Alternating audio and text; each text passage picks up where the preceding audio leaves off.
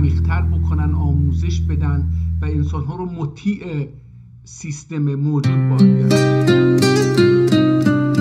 خب نمیشه کاری هم کرد مگر اینکه یواش یواش جامعه و خود ما تک تکمون آگاه بشیم و برای آگاهی هم لازمه که از خودمون شروع کنیم. به ما گفتن که با یه گل بهار نمیشه، اما باور بکنید تجربه زندگی من به من میگه که با یه گل همیشه بهار میشه.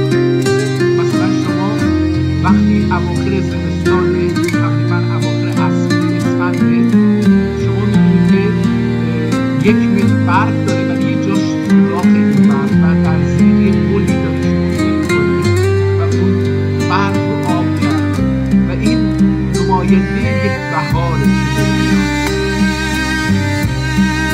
ما ببینید نماینده بعضی جاهای خیلی غریبی داره ولی خب به هر حال وجود داره و با یه گل بهار میاد، بوی بهار میاد، تغییرات میاد، بوی اینکه زمستان داره از این و ما در زمستانی بخوایم نخواهیم در زمستانی به سر می‌کنیم به نام زمستان جهان. در داخل این اگر من، تو، او، ما، شما، آنها به خودمون بیایم و بیایم باور بکنیم که از این اقیانوس جهل بریم بیرون و یک سیستم جدیدی رو آغاز بکنیم. ممکنه که در 1 سال، 2 سال، 10 سال جواب نده، اما در میان مدت و در دراز مدت نتیجه خواهد. خب برای این باید برگردیم و به ریشه‌های خودمون برگردیم برای اینکه از این مهندسی جهل بتونیم بریم بیرون. باید به یه جایی چنگ بزنیم، نه دیگه توهم، اوهامات، نه برگردیم که ما چی داریم در داریم، کتاب هامون چی هست، تمدن چی هست و چه چیزی رو به ما به میراث گذاشتیم از نظر فکری و اجتماعی و اینا. خب دوستان، ما در روزهای گذشته برای این موضوع شروع کردیم به اینکه تمدن مکتوب ترک‌ها رو بشناسیم، کتاب‌هایی که به زبان ترکی نوشته شده در 1000 سال گذشته، 1200 سال گذشته رو یواش یواش بشناسیم، بخونیم و باشون آشنا بشیم، آشتی بکنیم با فرهنگ خودمون، با هستی خودمون. خب من تا الان تو این 80 جلسه بیش از 110 جلد کتاب رو معرفی کردم. الان هم امروز هم میخوام که دیروز دیل بیلگیسی رو معرفی کردیم که ظاهرا ترجمه یک کتاب عربی بود به ترکی، ولی نویسنده هم ترجمه میکرد. اول سبکش اینجوری بود که اول تک تک کلمات عربی رو بدون خوندن جمله، بدون اینکه بگه جمله چی میخواد بگه و محتوای مفهوم چی هست، در پی چی هست، هر کلمه رو معنی میکرد و کلمه رو میگفت که این در لغت این معنی رو میده، در اصطلاح این معنی رو میده و همینجور پیش میرفت و ناگهان برمیگشت و همه اینهایی که حالا یه جمله بود یا 2 جمله بود رو این رو در 4-5 جمله مشروح توضیح میداد که موضوع چی هست. به زبان ترکی هم مینوشت و توضیح میداد. یعنی یک کلمه عربی معادلش مثلا در مقابلش ممکن بود که 10 کلمه ترکی توضیح بده که در لغت چی هست، در عامه، در اصطلاح علمی چی هست. و خب بسیار کتاب جالبی بود. یه مقدار خطش سخت بود خوندنش، اما من تونستم بخونم. حداقل در اون 1 ساعتی که صرف کردم فکر کنم که 6-7 صفحه ازش شاید هم بیشتر خوندیم. خب در این حالی که کتاب بسیار تخصصی، یعنی من فکر کنم در دوره دکترا هم در اینا در اون سطح نمیخونم، خیلی تخصصی. من این کتاب ها رو تقریبا میتونم بگم که در 18 سالگی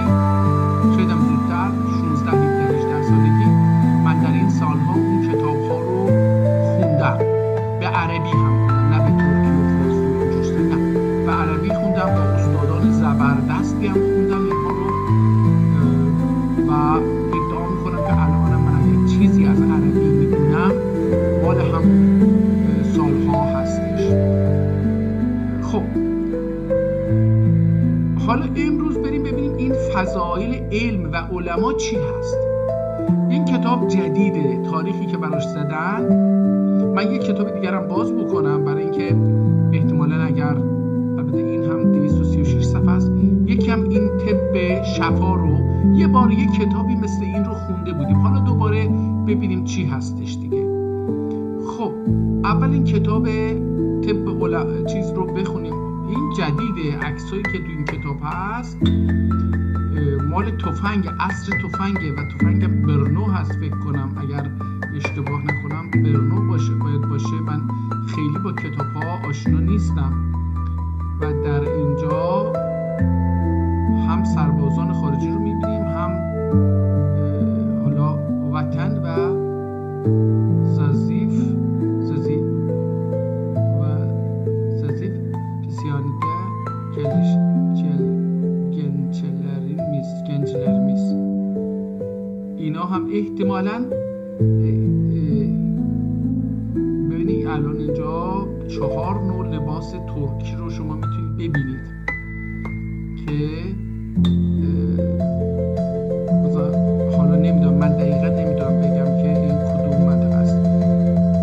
حالا اولش مثل همیشه کتاب رو کوچیک میکنیم تا بتونیم اول یه شناختی از ظاهر کتاب داشته باشیم. همونطور که میریم کتابخونه یا میریم کتاب فروشی، کتاب رو میگیریم یه ورق میزنیم، جلدش و پشت جلدش و داخلش و چند صفحه رو نگاهی بهش میندازیم، عکسی داشته باشه میبینیم، فهرستش رو میبینیم. حالا اینجا هم همین کارو میکنیم، یه نگاهی همینجوری به کتاب داخلش بندازیم. کتاب باز کردن این صفحه جلد، عکسایی که به جلد الصاق شده جزو کتاب احتمالاً نیست و چسبونده شده به جلد کتاب و این صفحه اول که ظاهراً از بین رفته و دوباره اینجا مقاله صفحه دیگری دوباره هست کتاب اینجاست و این هرچی هستش متأسفانه از بین رفته و اینجا با هازا کتاب فضائل العلم و العلماء. این اسم کتاب فضائل علم و علما هست. فضیلت علم چیه؟ خوبی‌های علم یا بزرگی علم در چی هستش و علما در چی هستش. حالا این رو می‌بینیم که یه نقاشی داره در صفحه اول و بعد صفحه دوم رو می‌بینیم که قاب‌بندی شده و رنگ‌آمیزی شده. می‌بینیم که زیر یا بالای بعضی از کلمات با رنگ سبز رنگ‌آمیزی شده، نشون میده که اینجا یه چیز مهمی هستش و بعضی از کلمات رو که اول جمله میتونه باشه، اول پاراگراف میتونه باشه، اول یه بحثی میتونه باشه، اینها رو با رنگ قرمز نوشته. و بعضی جاها هم میبینیم که در صفحات بعدی میبینیم که روی بعضی از کلمات که احتمالاً عربی هستن و یا مهم هستن هم با خط قرمز دوباره کشیده. در اینجا میبینید که کادربندی صفحه اول تغییر میکنه. صفحه 1 و 2 یک کادربندی خاصی داره با رنگ سبزم رنگ آمیزی شده، ولی از صفحه 3-4 به بعد دیگه اون رنگ سبز از بین میره و فقط با یک کادر ساده سرخ رنگی روبرو هستیم، ولی همونطور با خط‌های قرمز و همچنین با مطالبی که احتمالاً خیلی مهمه با قرمز خط کشی شده با روی اونها روبرو هستیم. کتاب به نظر میاد که خیلی خوب مونده و ارزش بسیار زیادی البته داره. حالا ببینیم در چه سالی نوشته. در بالای همینجا میبینید که 1235 یعنی حدود الان 1446 هستش، حدود بگیم 170 سال پیش یا این برا. حالا من این اگه بتونیم ماشین حساب رو باز بکنیم میتونیم این رو کاملا در بیاریم. 1446 ماینس میکنیم ازش 1235 رو و 211 سال پیش این کتاب نوشته شده. ظاهرا به ترکی هستش. این رو میتونم از همین نگاه سطحی که دارم به کتاب میندازم بدون بگم که به این مفهوم هست، یعنی به زبان ترکی هست نوشته شده هستش. خب این برعکس اون چیزی است که در ترکیه اینو اینجوری بگیم، حالا اینجوری نگیم، نگیم، طرفداران مرحوم آتاتورک و مخالفان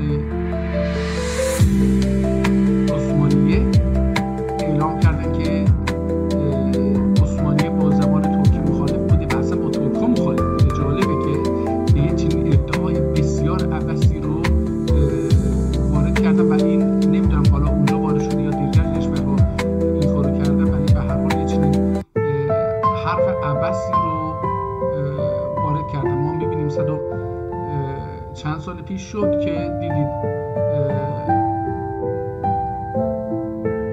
211 سال بود، چند سال بود، یعنی الان 100 و خورده سال هم هستش که عثمانی از بین رفته.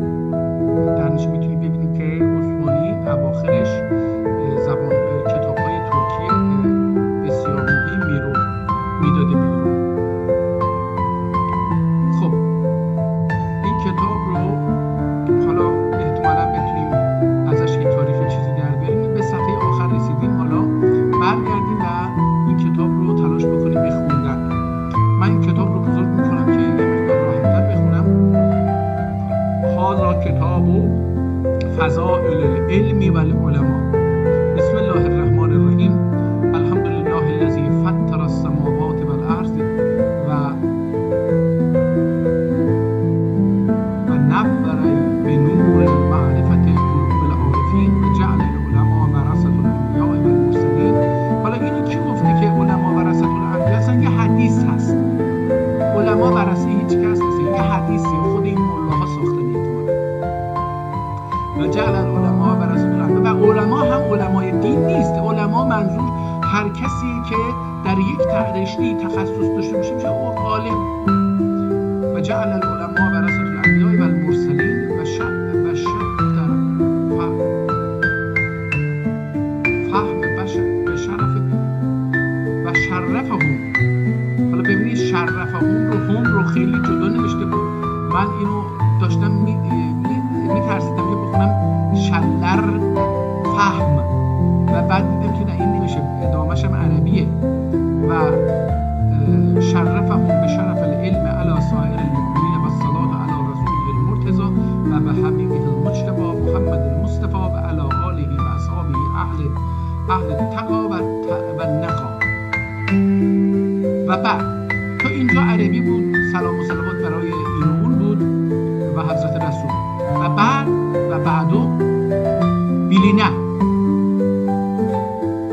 بیلینه که ای عزیز بن ضعیف و حقیر خاطر فاطره نه دائما خلجان فاطره دائما خلجان دردیم کی خلجان. حالا برای اولین بار اینو میشنوم، یه روستاییه در آذربایجان خلجان، ولی این رو حالا اینجا الان دارم برای اولین بار در یک متن ترکی با این کلمه روبرو میشم. ای عزیز بن ضعیف و حقیر خاطر فاطره نه دائما خلجان دردیم کی bir kitap yazım ol kitabı da ulema ahvalinde ve ahvali ve numan ahvalin. حالا این احوال دنمان احوالین و علما احوالی دنمان. حالا این نمیدونم این چیه. دنمان احوالین و زکات و صداق احوالین بیان دون. زکات و صدقه احوالین بیان دون. اما yine اقدام etmezdim. Fezaatim gelil uldubi ecelden. Pes benim bir musahibim vardı. Arap ve Acem musafiri. Pes benim bir musahibim vardı. Arap ve Acem musafiri. Ve Sikke ve Mekke ve Medine mücaviri sahibi marifet ve şeyhler, şeyh ve ulu şeyhler hizmet etmiş kişiydi. Bir gün bana itti گفت در گذشته به این مفهوم میرفت. حالا در یک کتاب دیگه این رو معنی کرد که ایتی یعنی گفتن. فکر کنم در کتاب دیروز یا کتاب پریروز که میخوندم به این رسیدیم که البته معنیش که همینه، ولی خب در یه لغتی رو داشت ترجمه کرد، دیدیم که به این معنی میکنه. هر کسی dünyada bir yar koysa önünde siz dahi geliniz bir kitap yazınız. O kitabda ulema ahvalin ve salat ve zekat ve sedeke ahvalin beyan edin. Ben dahi görmez, ben dahi gördüm ki o kişinin sözü benim fikrime muvafık. Hemen onun sözüyle ben zayıfa ikdam külli gelip bu kitabı yazmağa teveccüh edip tefsir kitaplarında ve hadis ve fiqh kitaplarında zikr olunduğu üzere çıkarıp cem edip bir kitap eyledim. Şayet müminler okuyalar, mübarek gönüllerine tesir edip ben zayıfa dua edeler ve faidesi âme olsun diyor. Türkçe yazıp fezail diyor ad verip ve 3 bab üzerine kıldım. الباب الأول في فضائل العلم والعلماء. الباب الثاني في فضائل الصلاة وأركانها. الباب الثالث في فضائل الصوم والزكاة. الباب الأول برمیگرده، حالا توضیح میخواد بده باب اول چی هستش. باب الاول فی فضائل العلم. علم biline ki bu cümle eşya-i vücuda gelmekten garaz insan vücuda gelmektir.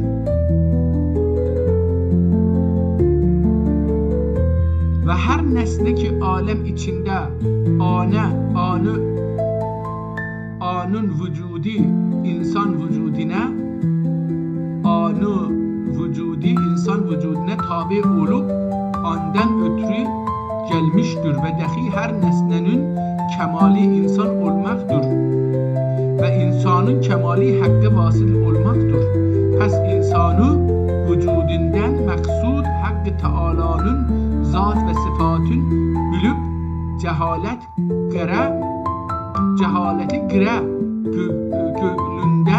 göğlünden halas olup nefs mütmainne mertebesin kesb edip ilmle amil olup Allah Teala Hazretine tegarrub ve vusul bilmektir. Nitekim Kur'an-ı Azim buyurur ve ma halaktul cinne vel insa illa liya'budun. Yani Hakkı Teala buyurur ki ben cin ve insanı yaratmadım illa beni bilsinler. İbadet رو ببینید. من الان چهارمین پنجمین کتاب حداقل شاید بیشتر که این آیه رو میبینم در کتاب‌های ترکی، به جایی که بگم برای من نماز بخونه که تو مدرسه ما دوران راهنمایی هم این راهنمای دبیرستان این بحث مدرسه ها بچه‌ها از معلم‌های دینی می‌پرسیدن که معلم دینی شو اینا که آقا این قضیه چیه، چرا ما باید برای خدا عبادت بکنیم مگه خدا نیاز داره؟ در حالی که در اینجا ترک‌ها یه معنی دیگری ازش دارن.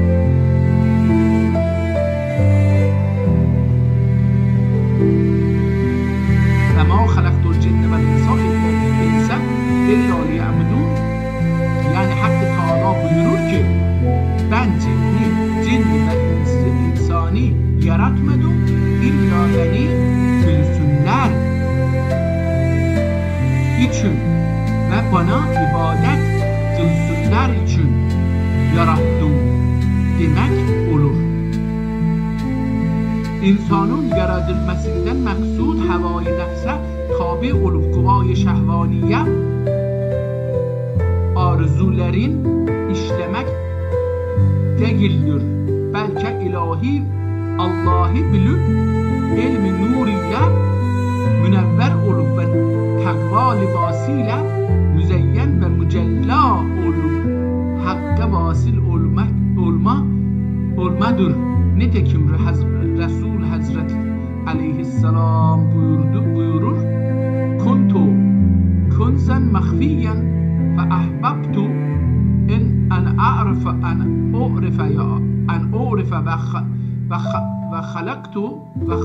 و خلقت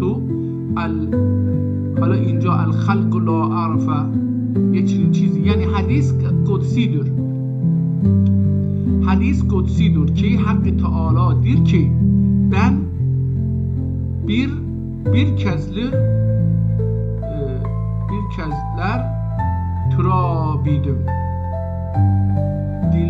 Diledim ki benimle bir xalqi yarattım. Xalqiden murad vücud insandır. Rivayet olunur Davud Peygamber aleyhisselam Haqqı Teala'ya sual edip insani ne məsləhət üçün yarattın dedi. Haqqı Teala dedi ki ya Davud ben bir kez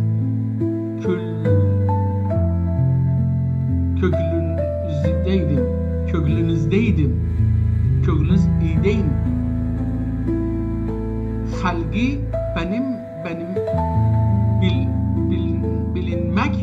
Xalqi bilinmek için yarattım dedi. Pes biline ey mümin insana vücuda gelmesinden məqsud Allah'ı bilmektir.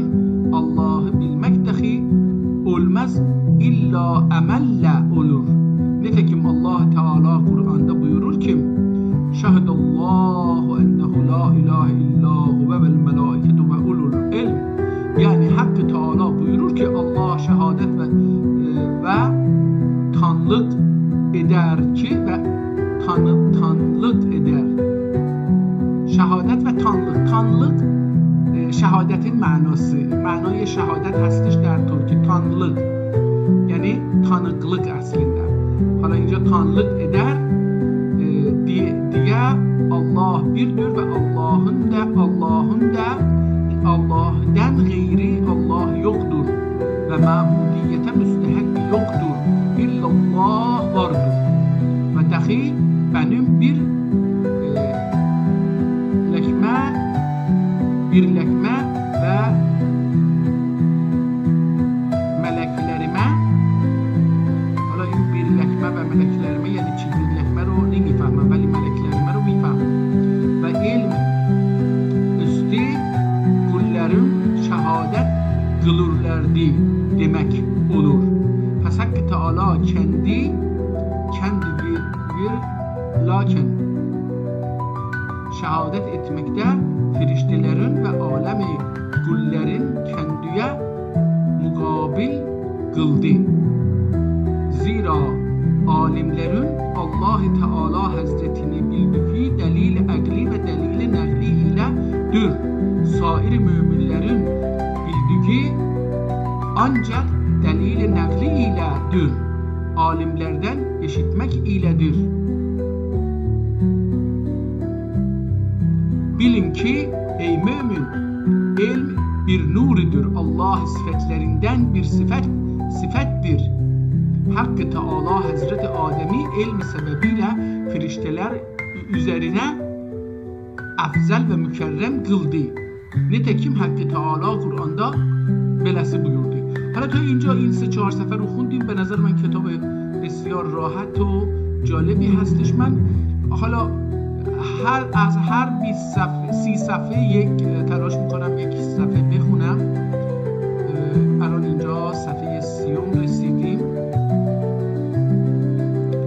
خب من از اینجا بخونیم ببینیم که چی میگه. یا اول البته اینجا بحثش بلندتره، بریم از همین آیه ببینیم چی میگه. از اولش ettiler. Hala ettiler ya imam oğulun hakt fot oldu. Oğulcuk fot oldu. Siz sağ olun. Oğulcuk fot oldu. Siz sağ olun. İmam inna lillah ve inna ilahi raciun deyib istirca eyledi. استرجاع یعنی چی؟ من اینو نمیدونم. اصلش رجا هستش. اینو آدم میتونه نه رجاع یعنی برگشت، بازگشت. استرجاع یعنی همین که برمیگرده به طرف خداوند. اینو میخواد بگه. استرجاع منظور به همین آیه هست. اشاره به همین آیه هست. حالا متوجه شدم. دیگه استرجاع ایلدی. حالا فصل فی فضائل العلم و شرفه. یه فصلی درباره فضائل علم و شرف علم. شرف یعنی بزرگواری، عظمت، آبرو، اینجور چیزاش. یعنی bu fasl alimlerin faziletin ve sair nasın üzerine şerefin bildirir. Bilin ki ey mümin alimler efzali nas ve efzel ve eşrefi ümmettir. Kalan halk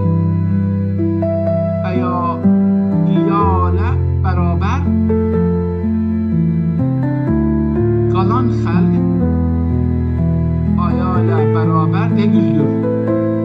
Nitekim Hakkı Teala Kur'an'da buyurur.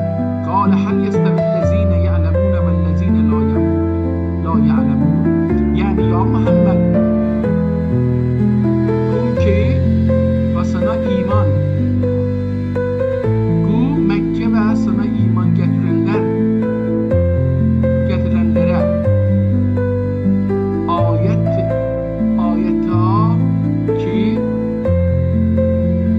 ayeta ki alimlerle alim olmayanlar beraber değildir. Zira alim olmayanlar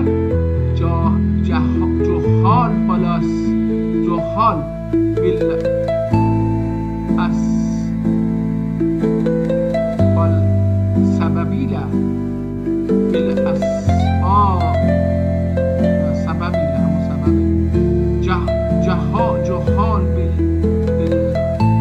sebebiyle sebeple ibadetlerinde sahv ve hata edip Allah'ın katında kabul olmaz.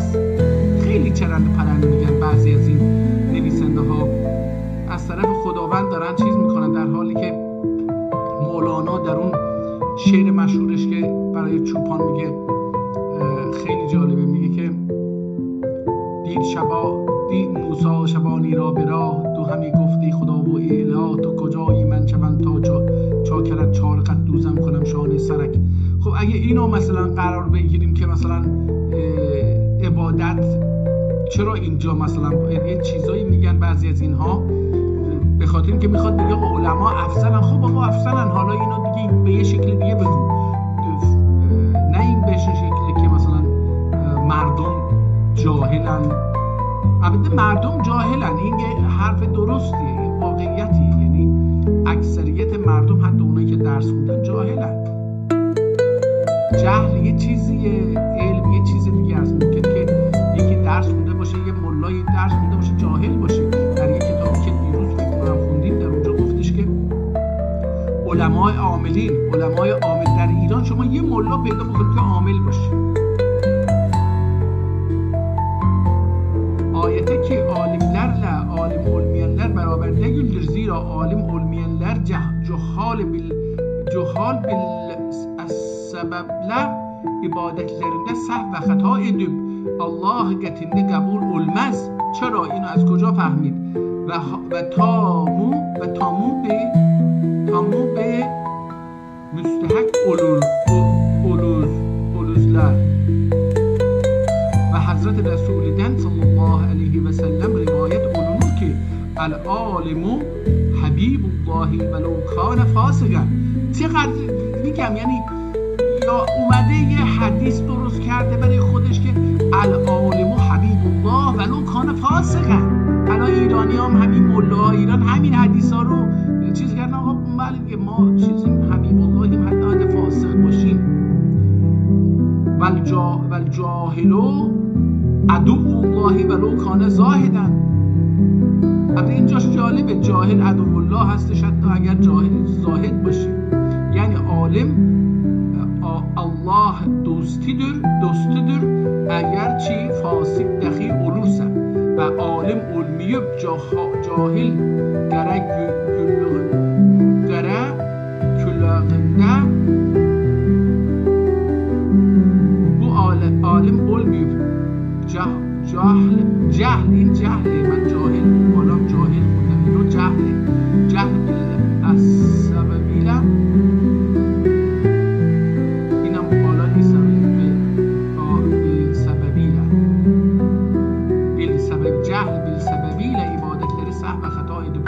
پایین دوباره این رو متوجه شدیم جهل دیگه، جاهل نیست. جهل گره külgünde kalan. حالا این گره külgünde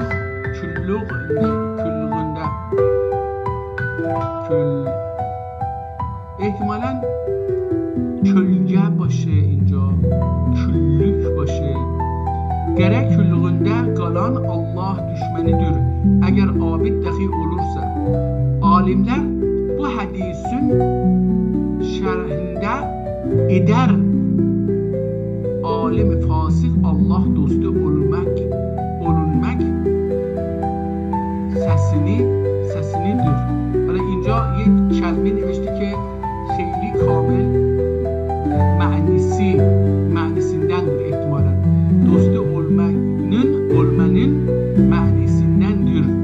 Budur ki bir abid salih ol alimden ilm örgense Hak-ı Teala o abid salihat ne kadar sevap verirse o alim dahi o kadar verir ve dahi geçen Allah'a ibadet kılsa Allah emri ve Resul şeriatı üzerine kılır. Allah katında ibadet kabul olmağa layık olur. Ama alim olmayıp ve ulemaya muhib olmayan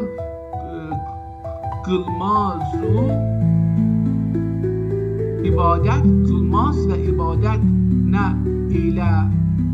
ile dürset olur. Dürset olur ve olmaz bilmez. Nefsine zulmedip ibadetinde sah ve hata eder. Allah katında ibadet kabul olmağa layık olmaz. حالا من اینجا قرار فقط کتاب رو داریم میخونیم دیگه نمیخوام رفتیم. حالا بریم صفحه 60.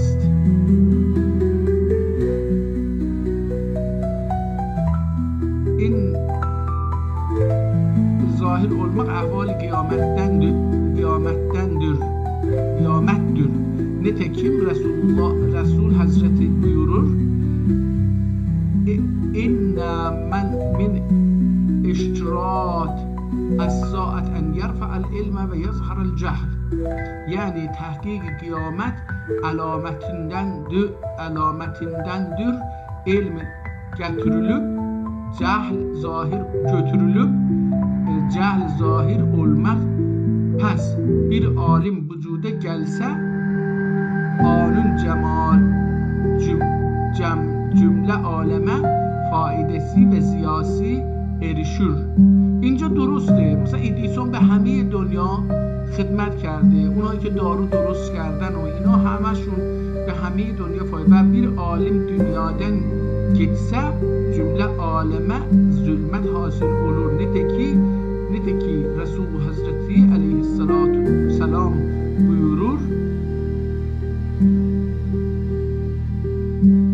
Mautul ulemai zulmetun, yani alimlerin ölmesi zulmettir ve dahi Resul Aleyhisselam buyurur ki kıyamud قیام الدنیا به اربعه اشیاء، به علم العلماء و به عدل الامراء و به سخل الاغنیاء و به دعاء الفقراء. حالا دوباره اینجا همون کار تقسیمی که دیروز گفتیم انجام دادن، اینجا هم انجام داده. Yani dünya 4 nesne ile qaimdir. Biri alimlerin əməliyle ve biri padişahların ədaleti ile ve biri bayların cömertliği ile ve biri fakirlerin duası iledir. Pes bir alimin ölmesi musibet tutmayıp suluk olmasa, muluk olmasa, bel bir çeşit alimin ölmesi musibet tutmuyor. Muluk olmasa tahkik ol kişinin imanında zaaf vardır. Niteki Hazreti Resul aleyhisselam buyurur ki men lem yahzun bi mutul alimi فهو منافق فإنه لا مصيبة أعظم من موت العالم. گفتم این حدیثا به نظر من جعلیه. من حدیث شناس نیستم ولی به نظر من میاد جعلیه، برای اینکه حضرت محمد در زمان حضرت محمد چه کسی عالم بوده که مثلا حضرت محمد بیاد بگه که الست و بلست. یعنی bir kişi alimlerin موتine محزون olmasa o kişi منافقdır. زیرا حالا ببینید مثلا منافق رو برگردونده زده به اینکه اگه یکی مرد، حالا مثلا فرض بکن که عالم بوده دیگه، تو اگه ناراحت نشی منافقی. یعنی چی؟ مثلا این چه مفهومی داره؟ حالا به هر حال ولی کتاب ترکیه، یعنی اینو میخوام بگم که زبان کتاب ترکیه، اگر که من با محتوای و معنی کتاب مشکل دارم. حالا بریم صفحه 100 رو ببینیم که در صفحه 100 چی داره.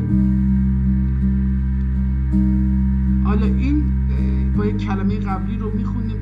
Günahları argasına cem olur. Geçen ruku kılsa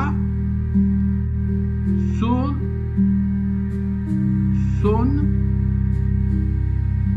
usuri umri. حالا اینجا هیچ تصریحی نمیتونم بخونم.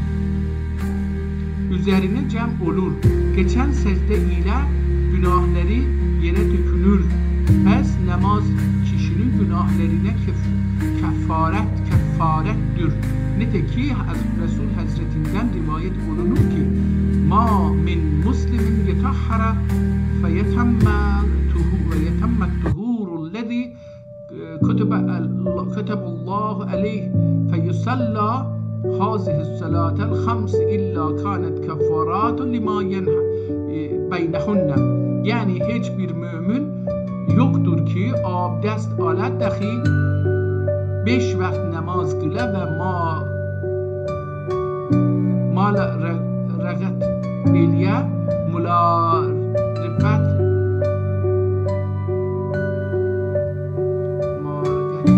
mumareset ihtimali başı mumareset ilya illallah Teala urcet kıldığı namazı kefaret eder.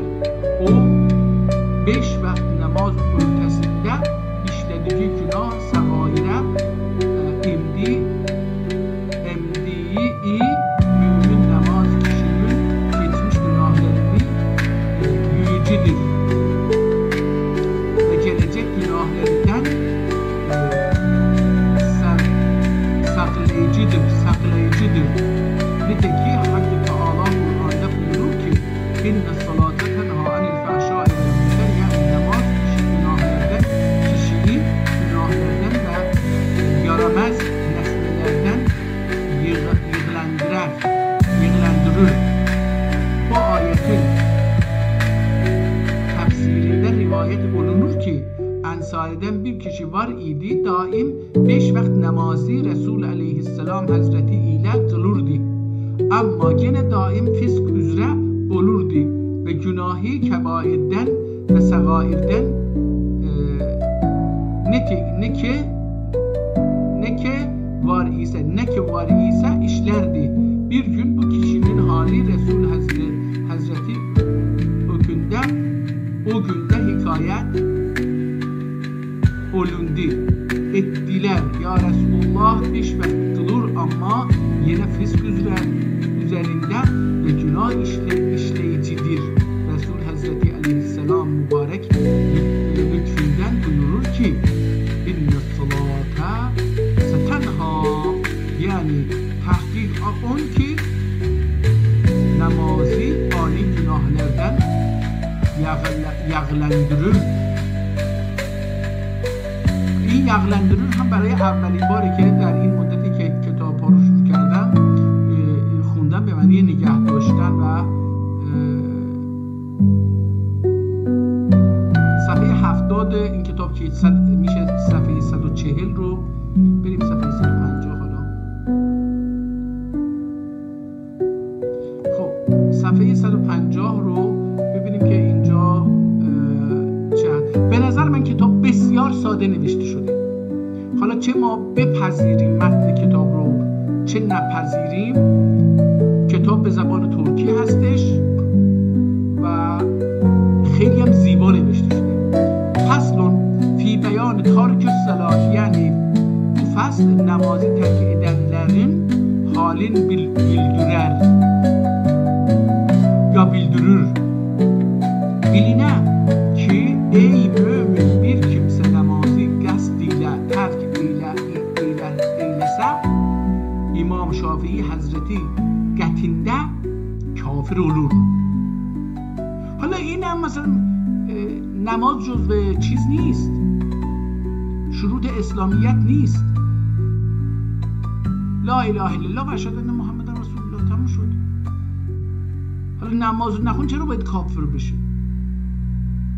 اصل کار که اون دوتا هست اونو قبول کرده. این آدم برای ما از این زمانها شروع شد چیز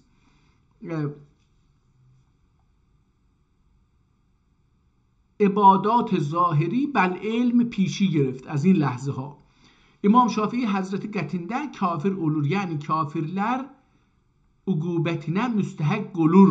Resul Hazretinin mən tərəkə salat متعمدن فقط کفره. حالا یه حدیث جعلی هم درست کردن. حالا میگید چه حدیث جعلی؟ آقا یه نفری نشسته در دوره صفویه حدیث‌های قبلی شیعه و سنی رو جمع کرده، شده 112 جلد. و در این من با یه آیت اللهی در جوناس تیوی مصاحبه میکردم، گفت اگر مجموع احادیث درست رو بتونیم از این 113 جلد بکشیم بیرون، شاید یک جلد نشه. بقیه این 111 جلد یا 112 جلد دروغایی که به حضرت رسول بستن. من ترک الصلاة متعمدن فقط کفر. حدیث شریف لا عمل eder مذهب حنفیه ده اون کشی حبس ادلر. حالا در اون شافعی بود که گفت کافر میشه، کافرم حکمش مرگه قاعدتاً. حالا این ملا اومده برای خودش یه چیزی گذاشته، مذهب حنفیه ده اول کشی حبس ادلر، این مردی که نمازشو ترک کرده این باید حبس بشه. و از در حضرت پیغمبر اصلا حبس نداشت، چرندیات یعنی به این قبل. حالا اونجا یه حدیث آورد که یه مردی بود که فسق و فجور بزرگ و کوچیک رو، یعنی گناهان کبیره و صغیره رو انجام میداده، هر روزم میومده نماز میخونده. پیغمبر اومدن گفتن آقا این داره نمازشو 5 وقت میخونه به شما ولی فسق و فجور هم میکنه. گفتش و صلاتو ستنها، بعدن جلوگیری میکنه. حالا این پیغمبر اومده گفته که میبینین که حدیث با حدیث نمیخونه به نظر من. حالا این از نظر محتواست دارم بحث میکنم، ولی از نظر اینکه این کتاب ترکی هستش و ترکی رو خوب نوشته، حالا ما به ترکی بودنش اهمیت میدیم در اینجا. مذهب حنفیه ده اولکشی حبس ediler ve ضرب şedidiyle dögüler ta argesinden gançga, ta argesinden arka, ta argesinden gançga çıkınca باید اونقدر بزنن که از پشتش خون بیاد.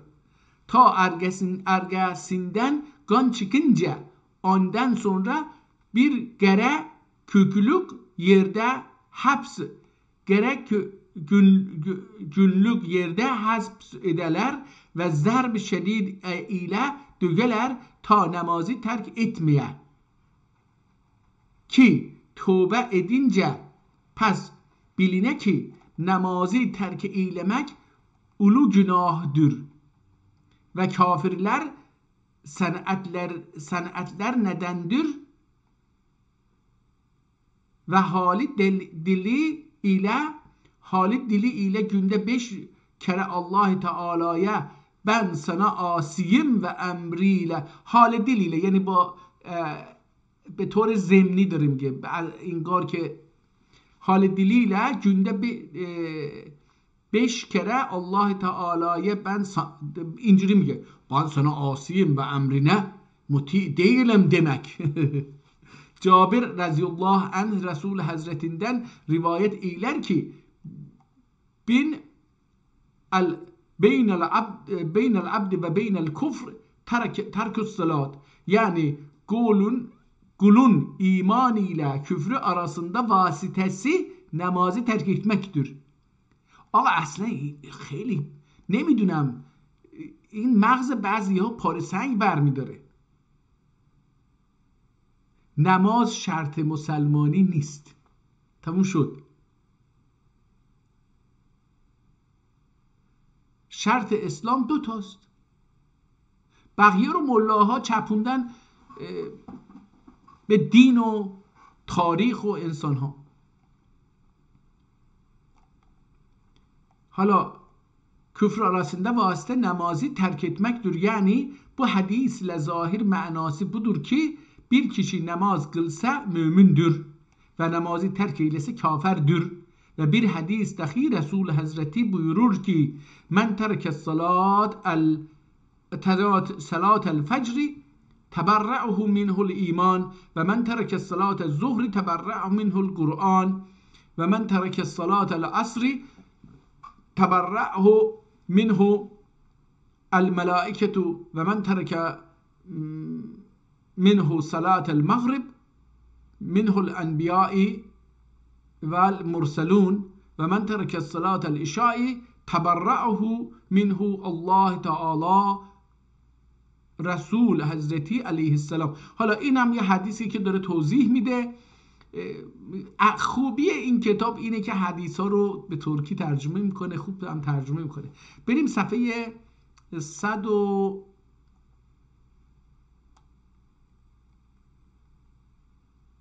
بریم صفحه 100 ببینیم که یعنی میشه 200. بریم صفحه 200 ببینیم که اینجا چه خبره. cehenneme hicabdır. Nete ki Resul Hazretinden rivayet olunur ki men qa'ada ya'uddu salatel fecri fil mescidi hatta tatla'a eş-şems ve salla reketeyn cealallahu hicaben minel rali yevmel kıyame minen nari yevmel kıyame. Yani Resul Hazreti buyurur ki bir kişi irte namazın kıldıktan sonra ارتد دوستدار این فجر رو ترجمه کرده به ارته. این جالبه. ارته یعنی خیلی زود. Bir kişi erte namazın kıldıktan sonra namaz kıldığı yerde otursa gün doğduktan sonra 2 rekat kuşluk namazı kılsa این kuşluk چی هستش؟ kuşluk چیه؟ kuşluk namazı kılsa Allah Teala o namazı kıyamet gününde cehenneme perde eder ve o kişi cehenneme girmeye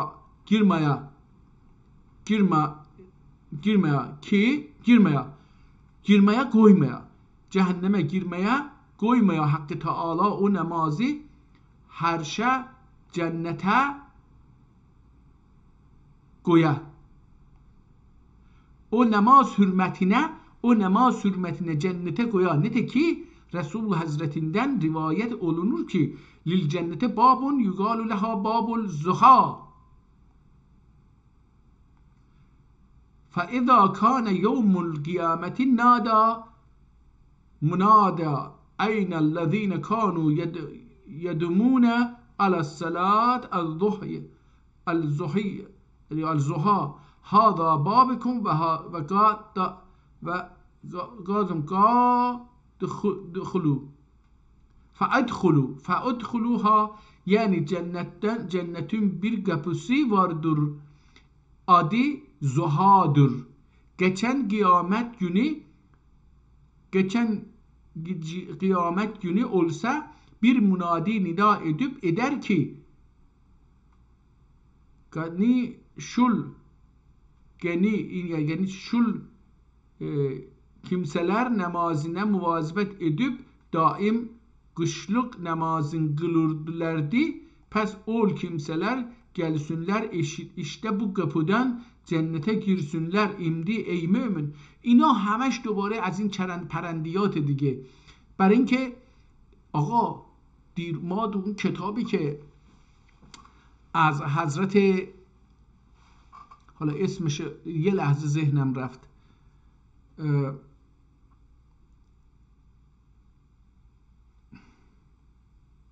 از اون عارف ترک که شعرهاش خیلی مشهوره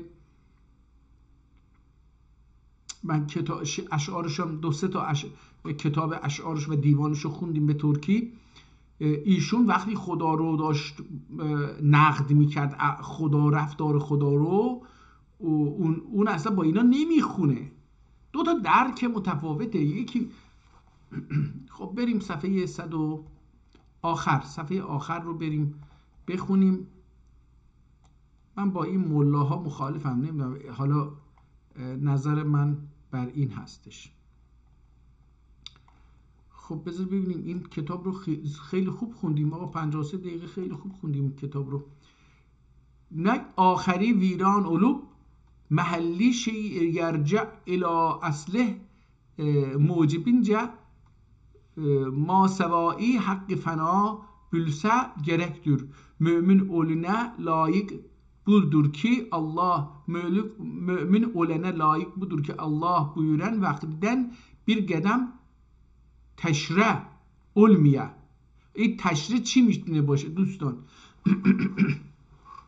bir qədəm təşrə olmaya ta axirətdə pəşiman olanlardan olmaya. Bilinə ey mümin bilinə ey mümin bu dediklərimizdən məqsud vəz isə həman və nəsihət isə tamam oldu. Əgər Allah Teala'ya iman gətirmiş isən və qiyamət və həşrə təsdiq etmiş isən sana gərəkdir dünyada qoyub gedəcəklərinə ki mağrur olmayıb Allah buyruğundan Allah buyruğundan bir qədəm təşrə olmaya. təşrə ehtimal میدم که خارج باشه یا عقب من به نظرم خارج یه قدم خارج نشه تشرع علمیه سن تمت الکتاب به اون الله الملک الوهاب الله به این مرد رحمت بکنه قد وقع الفراغ من تحریر هذا الكتاب من اوائل رجب المرجب از لسنت حالا این آدم حالا میخواد بگه که تاریخ کتاب تموم شد میگه قد وقع الفراغ من تحریر هذا الكتاب این کتاب از نوشتن این کتاب فراغت حاصل کردم کی من اوائل رجب المرجب از اوائل در اوائل رجب مرجب یعنی ماه رجب لسنت حالا در چه سالی 35 و 200 و الف سال 1235 اینجا هم بالا نوشته 1235 درست انید ازعف حالا چه کسی نوشته تا الان خودشو معرفی نکرده بود حالا داره خودشو معرفی میکنه انید ازعف کتاب اینجا کتاب غفر الله کل ذنوبهم انید از افل، اینجا یک چیزی نوشته که نتا کتا الکتا الکما کمتا الکمتا الانتا غفر الله کل ذنوبهم. حالا چی شد؟ اسمشون نگفت که غفر الله ذنوبهم، تازه میگه 3 نفر رو انید از افل که تا غفر الله کل ذنوبهم و ذنوب الامهات و جمیع المؤمنین و المؤمنات و المسلمین و المسلمات، اسمشو نگفت. این اسمشو نگفت متاسفانه. من به امید این که اسمشو بگه اومدم اینجا، ولی اسمشو نگفت. خب این کتاب رو خوندیم 1 ساعته. من فکر میکنم که با اجازهتون همینجا این ویدیو رو تمام بکنم، دوباره برمیگردم 1-2 دقیقه یک کتاب دیگری رو که باز کرده بودم میخونم.